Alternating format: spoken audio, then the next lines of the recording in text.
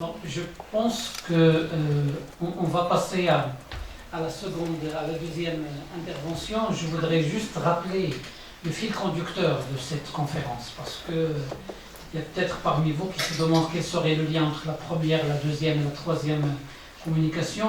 En tout cas, mes chers étudiants, quand je suis avec eux dans les différentes séances et quand on parle de l'internationalisation, des accréditations internationales, de l'éducation comparée, on est toujours confronté à ces problématiques interculturelles. Et comme j'étais honoré de préparer l'argumentaire de cette conférence, j'ai voulu vraiment penser en termes de fil conducteur.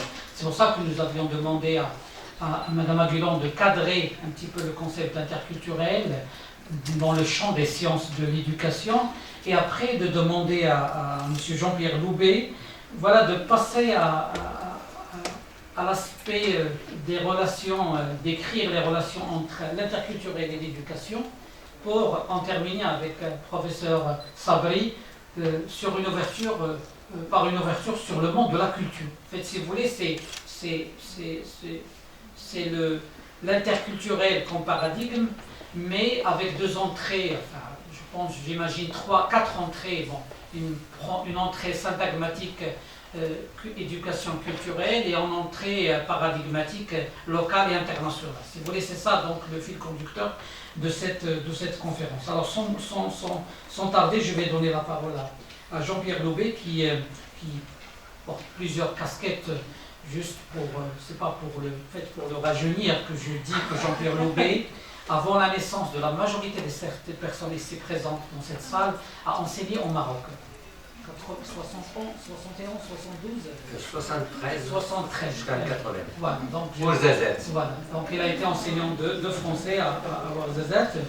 Depuis donc cette date, Jean-Pierre Loubet milite pour l'intégration de l'interculturel dans le monde de l'éducation. Et la reconnaissance de la langue et de la culture amazigh. Et toutes les composantes, on va dire, de la personnalité marocaine, comme c'est clairement dit dans la Constitution.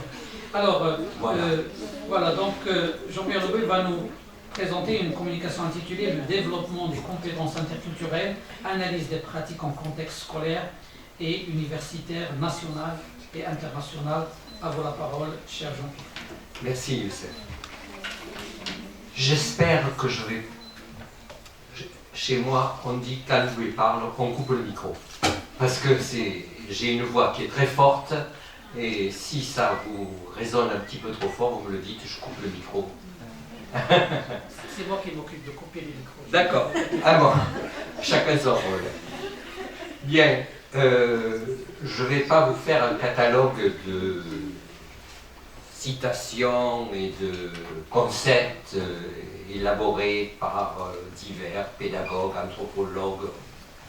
Je vais m'appuyer surtout sur mon expérience personnelle, très riche, de quelques années d'enseignement au Maroc, et puis dans une région où à l'époque c'était difficile de vivre, une expérience d'enseignement au Cameroun, où j'étais à la fois enseignant et étudiant, parce que j'ai profité d'être au Cameroun pour m'inscrire pour une licence de littérature africaine, parce que j'estimais que je devais faire un effort pour aller vers la culture du pays qui m'accueillait. Et c'est ça mon concept. Et je m'appuie sur deux ouvrages, ce sera les seules citations que je vous donnerai, d'Abdeljelil Lakari, qui est un anthropologue, enseignant-chercheur de l'Université de Genève, que connaît bien M. Naït Belaïd d'ailleurs. Et ce cher monsieur a, dans ses ouvrages, en particulier les approches interculturelles en éducation, a relevé des faits que je citais dans mon livre pour une éducation à la diversité culturelle internationale. Pour une éducation à la diversité culturelle, le modèle des échanges internationaux. Des échanges comme je les comprends moi. J'ai été le premier à créer des échanges interculturels pédagogiques entre l'Académie d'Amiens, en France, et le sud du Maroc, les ARF de Drat à Filalet, qui n'existaient pas encore en tant qu'ARF, et Marrakech et Agadir. Milieu rural, milieu urbain. Parce que j'ai toujours voulu, là aussi c'est une notion d'interculturel. Le milieu rural rencontre le milieu urbain. C'est un effort à faire de compréhension, mais la moitié du chemin doit être fait par chacun. Donc, je vais vous parler de quelques petites expériences pratiques. Après les concepts énoncés par Madame Agulon, je ne veux pas trop avancer. On va parler pratique.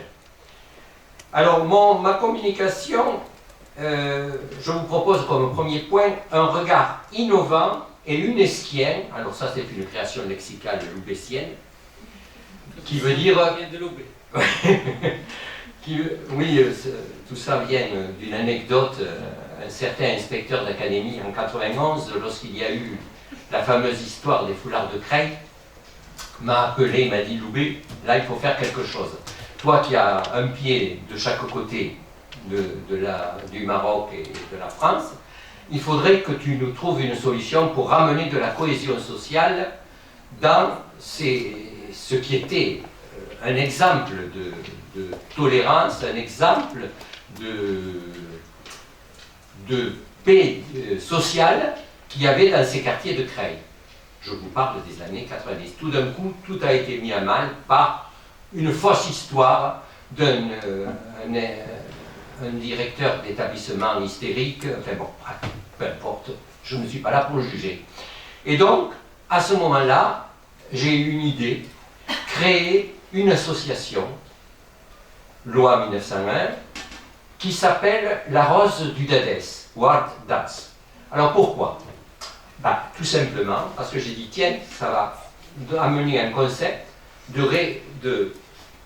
réunir deux régions, de réunir deux populations autour de ce qui est commun, c'est la rose. Vous savez qu'à Ouarzazate, la rose du Dadès est connue. Et elle rencontre la rose de Picardie, où était située la région avec laquelle je travaillais. La rose de Picardie étant un emblème très fort pour la représentation de la région. Et j'ai dit, on va faire cette réunion, ce mariage-là, ce métissage. On va envoyer des enseignants et des enfants de niveau équivalent, oui, de niveau similaire, au Maroc. Alors tout le monde a poussé des hauts cris, mais monsieur Loubet, vous n'y pensez pas, envoyer nos enfants au Maroc? Mais c'est pas possible. Comment c'est pas possible? Écoutez, on va donner un exemple dans un collège de milieu rural. Collège, je le cite parce que ça mérite d'être cité, qui s'appelle une petite ville, où j'ai trouvé mon bonheur, qui s'appelle Marseille en Beauvaisis. Alors déjà, Marseille, ça évoque le Grand Marseille, mais rien à voir. C'est un tout petit village dans la région Picardie. Déjà, il y avait un esprit d'interculturel. Et voilà que en décembre, en juin la première fois, 25 élèves. Alors, tout le monde m'avait prédit, de toute manière, c'est pas la peine que vous vous agitiez, vous ne réussirez jamais à convaincre les parents que vous pourrez amener les enfants français au Maroc, parce qu'il y a trop de différences entre eux. Bon, j'ai dit, on parie, on verra bien. Simplement, je vous demande d'aider financièrement, donc le conseil régional, qui correspond à votre conseil régional aussi, le conseil provincial, le conseil départemental maintenant, l'UNESCO, m'ont dit, on va pour vous, le premier séjour, on va vous subventionner parce qu'on estime que c'est quelque chose qui va porter ses fruits. Effectivement, vous n'imaginez pas l'émerveillement. Excusez-moi, je suis encore toujours ému quand je relate cette aventure, parce que c'était en 1990, c'était une véritable aventure. Avec ce qui s'était passé comme remous, amener 25 élèves, et 25, au départ moi j'en avais prévu 20, maximum. J'ai dit si j'arrive sur un collège de 500 élèves, si j'arrive à en avoir 20, non, j'en ai eu 25, plus une équipe de 8 professeurs de disciplines différentes. Et j'ai eu une idée, mais pourquoi ne pas associer à ce groupe-là des parents d'élèves qui vont rencontrer les parents d'élèves marocains. Et par là, qui se crée quelque chose de plus fort, de plus humain, c'est la rencontre. Et effectivement, ça a été le début. Les années 95 jusqu'aux années 2010, on a eu jusqu'à plus de 20 échanges par an entre les Français et les Marocains. Alors, tout niveau. On a commencé par le collège, puis après on a pris les écoles primaires et en additionnant les enseignants en formation pour devenir enseignants des UFM. Après, on a eu des échanges universitaires entre à l'époque c'était le CFI, Centre de formation des instituteurs, qui est devenu le CRMF maintenant, et qui continue les échanges et les relations. Et nous avons mené une politique jusqu'aux années 2015. 2015, à nouveau, catastrophe, problème d'instabilité internationale. Bon. Donc, je vais vous relater quelques petites réflexions sur l'acte éducatif. Et cette réflexion est née du mélange de ce que j'ai trouvé de positif chez vous et de ce qui est positif chez nous, en essayant de gommer ce qui est négatif de chaque côté pour se retrouver sur un terrain commun. Donc c'est un acte éducatif qui place l'apprenant en son centre, chose qui n'était pas aisée au début. En tant qu'acteur, l'apprenant devenant acteur, et non seulement un consommateur passif où on l'engorge comme on gorge les oies pour faire le foie gras. Dès son entrée du préscolaire, parce que j'ai milité très jeune pour qu'on s'intéresse aussi au préscolaire à l'école maternelle en France. Alors qu'on avait tendance à dire, un certain monsieur Sarkozy, je crois, un nom comme ça, qui disait pour le préscolaire, c'est pas la peine de payer des enseignants, on n'a qu'à prendre des assistants d'éducation, on n'a qu'à prendre des... Bon, voilà. Moi, j'ai toujours pensé qu'il était important de donner une large place aux enseignants de ce préscolaire. Donc, cet enseignement dispensé par un enseignant au sein de sa classe devrait donner une très large place à la dimension culturelle. Ce que on n'avait pas trop tendance à faire dans les années 80, 90. Bon, tu es bon en mathématiques, très bien, tu vas réussir. Le reste, on s'en fout. Non, c'est pas comme ça. Et interculturel, bien sûr, c'est-à-dire, quand je parle de la dimension culturelle, la culture de l'environnement immédiat, et l'interculturel, les cultures du monde. Mais une autre chose, quand je parle d'interculturel pour moi, il y a un interculturel de tous les jours. Par exemple, comme je vous disais, la rencontre du milieu rural et la rencontre du milieu urbain. La rencontre des biens comme il faut avec les handicapés. Et là, je travaille en ce moment sur un dossier comment on va dire, d'intégration. J'aime pas le mot du tout. Je préfère rencontre. D'intégration du monde des enfants à besoins spécifiques, en particulier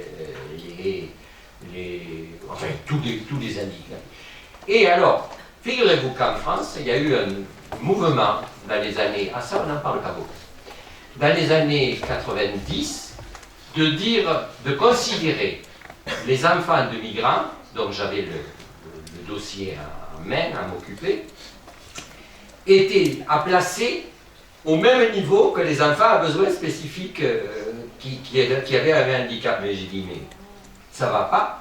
Il y a simplement un déficit linguistique qu'il faut corriger très vite, et puis c'est tout. Et il s'est avéré que maintenant, quand même, on a une autre... Et pour ce faire, il fallait convaincre les gens, alors quand je parle des gens, je parle des municipalités, je parle des autorités académiques aussi, qui n'étaient pas toujours faciles, que par rapport au problème de ces enfants de migrants. Alors, le sujet me tenait particulièrement à cœur parce que je suis un petit-fils d'immigrés italiens.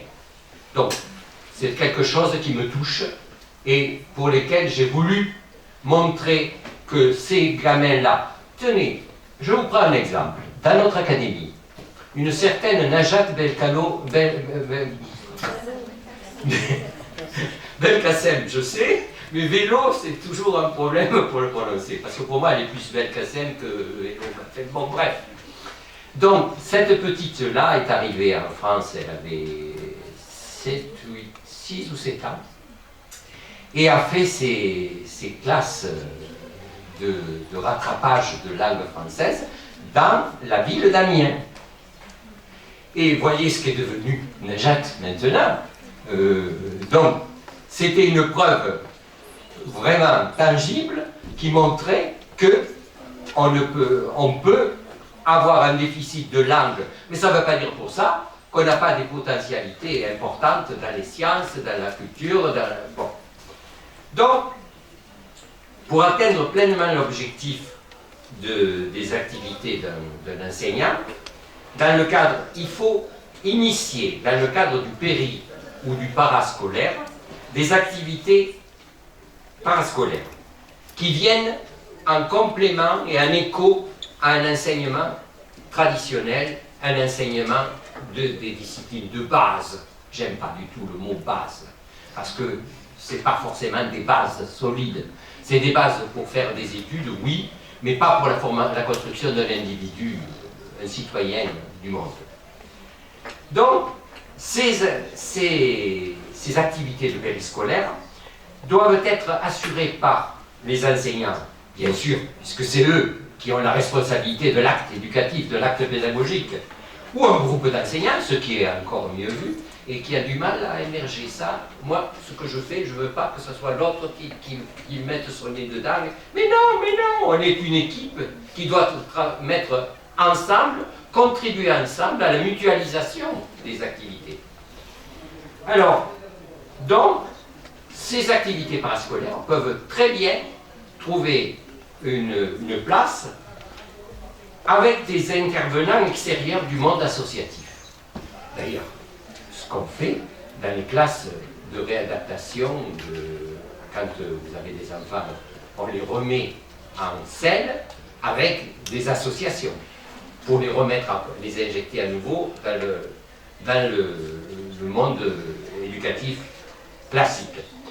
Mais alors, surtout, ce qui est important pour moi, ça n'engage que moi, ne pas omettre la contribution volontaire et active des apprenants eux-mêmes. C'est-à-dire qu'on fait par exemple des recherches, on anime un club, on parlait de club tout à l'heure, sur l'eau, sur l'éducation à l'eau, sur l'eau dans la culture, dans la peinture, enfin bref. Donc, il faudrait ne pas omettre la contribution des enfants du groupe, qui peuvent avoir des connaissances parce que leur père travaille à l'ONVA, parce que... Enfin bon, diverses choses. Et tout ça doit se retrouver dans le cadre d'un projet global validé par l'établissement scolaire. C'est ce que je propose. Cette seconde phase dont je viens de vous parler mobilisera bien sûr un vaste partenariat diversifié, associatif notamment. Il nous apparaît alors indispensable que toutes ces activités soient coordonnées et inscrite dans un projet global de classe, voire d'établissement.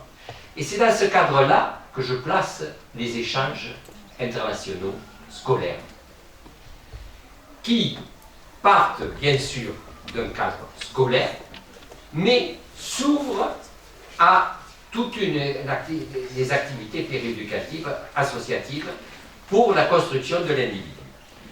Pour ce faire, pour construire de tels projets, l'UNESCO nous semble offrir un cadre idéal pour l'élaboration de ces projets de classe et qui soit conforme avec les instructions officielles du ministère de l'Éducation nationale de chaque pays. Il ne s'agit pas de fronder les ministères. Après avoir rappelé les valeurs éducatives prônées par l'UNESCO, je vais vous en dire brièvement quelques mots, nous énoncerons des outils que l'UNESCO a mis en place au fur et à mesure de son expérience pour aider les enseignants dans leurs tâches, afin de participer à une éducation de qualité, placée sous les valeurs de l'UNESCO et conforme aux 17 ODD, Objectifs Développement Durable, qui est un plan d'action à partir des objectifs mondiaux pour la protection de la planète, qui ont été édités en 2015 par les Nations Unies. Les systèmes éducatifs, tant français que marocains, sont en effet alors une période de recherche pour une rénovation systémique.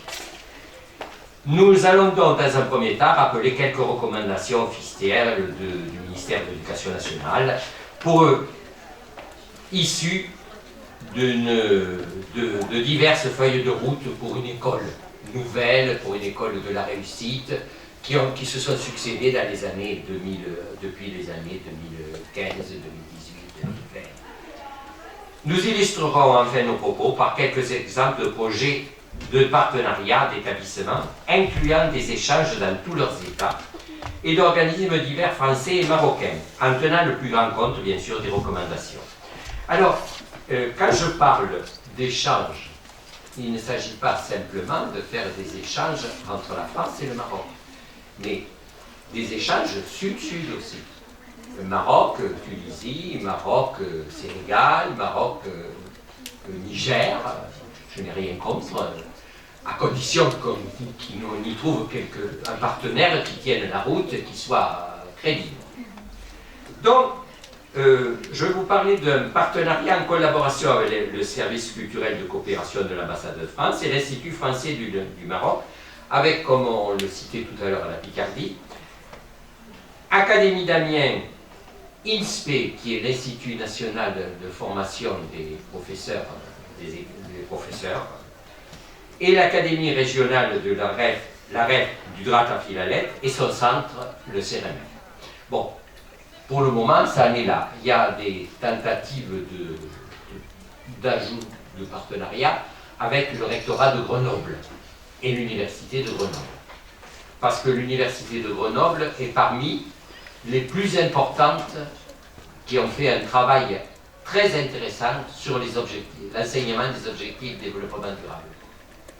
L'association La Revue d'Adès, dont je vous ai parlé tout à l'heure, qui est membre du mouvement des associations et clubs pour l'UNESCO, et qui est agréé bien sûr par le rectorat d'Amiens et qui est validé par la REF de Ratafilelec, et qui est en quelque sorte la clé de voûte de l'édifice de toute cette coopération. Et enfin, je vais vous parler d'une création dont je suis très fier. C'est la création de l'Alliance française de Ouarzazate, qui a été créée le 31 mars 2022, à la fin de la Covid, à Ouarzazate. Elle a d'ailleurs déposé une demande d'adhésion comme club pour l'UNESCO par la Commission nationale marocaine de l'UNESCO, et elle est en passe de l'obtenir. L'UNESCO propose un cadre intéressant donc, pour une éducation de qualité, un acte éducatif innovant, adapté aux changements de société, parce qu'il faut tenir compte des changements de société. En préambule, nous rappellerons la mission première de l'UNESCO, à moins que vous ne la connaissiez, telle qu'elle a été stipulée dans sa création en 1945, dans un contexte d'après-guerre. Contribuer, mais ça retrouve tout son écho de nos jours, à l'édification d'une culture de la paix, au développement durable et au dialogue interculturel par l'éducation, les sciences, la culture et la communication. Je rajoute le terme communication qu'on a tendance à oublier. Et qui reprend dans notre 21e siècle, puisqu'on est au 21e siècle, tout son sens compte tenu de l'émergence de nombreuses situations conflictuelles qu'on connaît actuellement dans un monde fou. Pour atteindre ces objectifs, l'UNESCO propose 5 thèmes sur lesquels il est recommandé d'œuvrer pour faire une véritable éducation interculturelle. Et cette éducation interculturelle sera présente dans ces 5 thématiques. Culture de la paix et des droits de l'homme, dialogue interculturel, éducation, développement durable et citoyenneté mondiale, patrimoine et environnement, problèmes mondiaux et solidarité internationale. À noter que dans tout projet interculturel d'échange, on privilégiera 4 maîtres mots. Dialogue à égalité, dialogue à égalité, et pas échange, rencontre et partenariat. Alors, quand vous partez dans une expérience interculturelle, vous devez toujours partir d'une connaissance du milieu qui vous entoure, une parfaite connaissance du milieu qui vous entoure, pour aller vers les autres, pour être porteur de votre, que vous soyez bien imprégné de votre culture d'origine, et que vous en soyez fiers et que vous la valorisiez, pour pouvoir échanger quelque chose avec l'autre qui aura la même chose en retour de vous. Les outils et les dispositifs proposés par l'UNESCO, 5 réseaux, toujours 5 piliers, toujours, coordonnés par les commissions nationales de chaque pays afin de promouvoir ses valeurs. Le premier, c'est le réseau des écoles associées de l'UNESCO. D'accord. Qui donc réunit dans un même réseau des établissements scolaires qui travaillent de l'école maternelle maintenant jusqu'à l'université. Ce réseau fait état actuellement de 12 000 écoles associées répertoriées dans 182 pays. Alors ça, les chiffres, on les prend avec des pincettes, hein, parce qu'il y a des faux réseaux, fausses écoles appartenant au réseau des écoles associées. Mais l'UNESCO est en train d'y mettre un terme. On a la chance d'ailleurs d'avoir une directrice générale de l'UNESCO, Madame Audrey Azoulay, qui depuis, on lui a renouvelé son mandat et qui est quelqu'un qui fait un travail absolument fabuleux. En particulier, qui a accepté que la Palestine soit intégrée au sein de l'UNESCO. Bravo. Ceci dit en passant, à noter que depuis quelque temps, l'UNESCO s'intéresse très près à l'éducation à la petite enfance et à l'enseignement dispensé en maternelle, et au centre de formation des enseignants, parce que c'est à partir de là, les enfants, dès leur entrée à l'école, à 4 ans, 3 ans, 4 ans, 5 ans, et ceux qui vont être leurs éducateurs. Ensuite, les projets expérimentés en 92, le réseau mondial des chaires UNESCO, ça c'est réservé à l'université.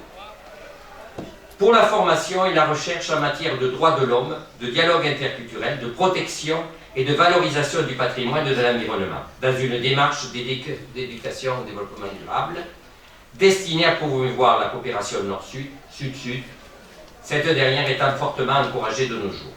Ensuite, bon, je ne vous citerai pas, il y a le réseau des clubs pour l'UNESCO, dont fait partie la Rose du Dadès, dont je vous ai parlé tout à l'heure. Il y a le club pour l'UNESCO ici, pour l'art et l'interculturel à Rabat, je vous le signale, parce que Rabat n'est pas un reste dans l'éducation aux valeurs de l'UNESCO. Ensuite, nous avons plus récemment la création du réseau des villes créatives.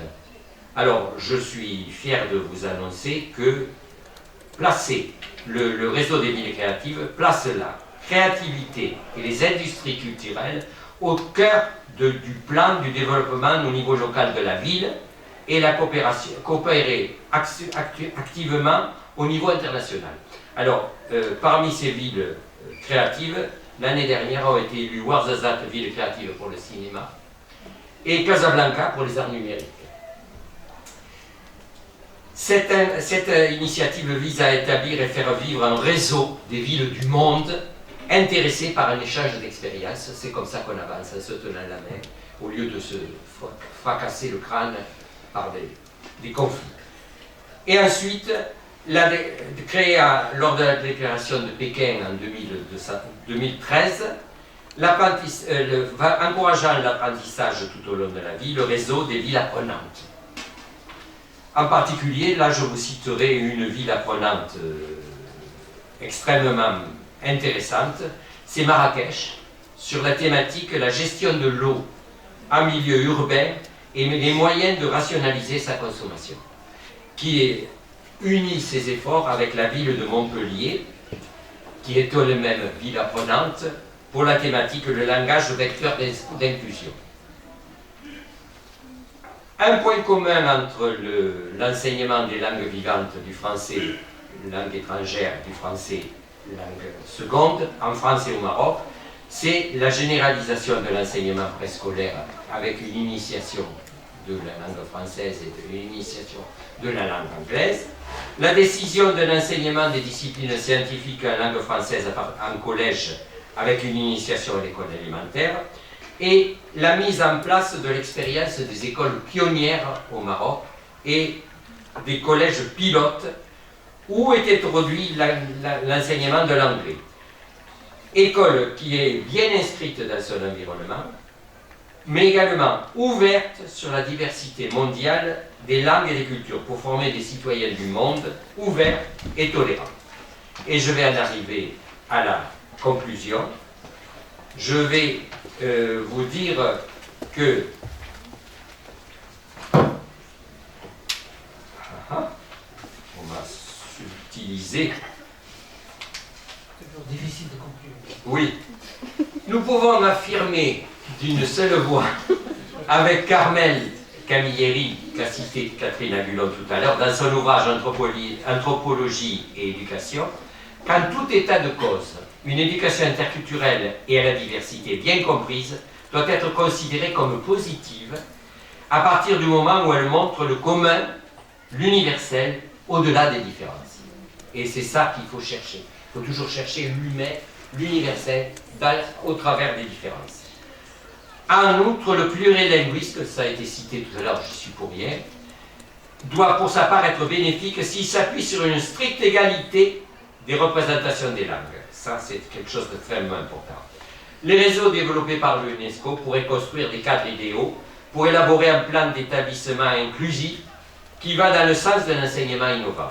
Celui-ci tiendra le plus grand compte d'une valorisation du patrimoine local, chose qui était un petit peu négligée dans nos deux pays, lors d'une éducation à l'environnement au développement durable, et s'inscrit dans un dialogue harmonieux des langues et des cultures. C'est ça, maître mot. Dialogue harmonieux entre les langues et les cultures. Cette démarche adoptée par le monde pédagogique est tout à fait transférable pour élaborer une feuille de route d'un organisme éducatif de type associatif, par exemple. On peut très bien s'inspirer. Il y a un mode d'éducation qui soit dispensé par l'éducation nationale ou par le monde associatif. Pour ce faire, nous pourrons proposer la démarche suivante: constituer une équipe pluridisciplinaire dans chaque établissement scolaire ou organisme en charge de l'élaboration, de la mise en œuvre et de la coordination des projets, prolonger l'acte éducatif par des activités scolaires traditionnelles, par des activités préscolaires, mobiliser un large partenariat en stimulant la coopération entre l'école, la société civile, les collectivités locales et les partenaires éducatifs divers, comme le réseau des alliances françaises, comme les diffuseurs d'autres langues et cultures, vecteurs de dialogue des cultures. Afin de construire un projet interculturel véritable, il serait souhaitable de construire un projet transdisciplinaire et multipartenarial. Toujours partir d'une connaissance de son propre environnement pour échanger avec l'autre différent. Avoir à l'esprit les recommandations de la convention adoptée par la Conférence générale en 2005, une égalité promouvant la promotion de la diversité culturelle, de ne pas établir de hiérarchie dans les cultures des pays, Nous pourrions reprendre à ce propos d'ailleurs une citation d'un certain Jacques Chirac faisant écho à une thématique qui était déjà abordée par des dramaturges engagés du XXe siècle. Il n'existe pas plus de hiérarchie entre les arts et la culture qu'il n'existe de hiérarchie entre les peuples. Ça me semble très clair. Voilà, je vous remercie de votre attention. J'espère que j'ai été pas trop long, pas trop barbare. Merci. Merci beaucoup Jean-Pierre Loubet pour cette belle présentation dans laquelle vous avez mis le lien entre l'approche interculturelle et l'histoire personnelle. C'est vrai que lors des débats, on peut toujours montrer combien, tout en adoptant une approche interculturelle, c'est toujours en lien avec l'histoire personnelle. Ensuite, Jean-Pierre Loubet a fait l'éloge de la rencontre. Le concept de rencontre est très important. Il est au cœur de la démarche de l'éducation interculturelle. La rencontre comme objet de l'éducation interculturelle, comme processus de l'éducation interculturelle et comme résultante de l'éducation interculturelle aussi. Après, Jean-Pierre Loubet a essayé de redéfinir l'acte éducatif à l'aune du paradigme de l'interculturel. Et ça, je pense que c'est extrêmement important de ne pas limiter l'acte éducatif à l'acte scolaire, qu'il faut aller au-delà de ces deux entrées et penser aussi à l'interculturel comme rencontre éducative et scolaire.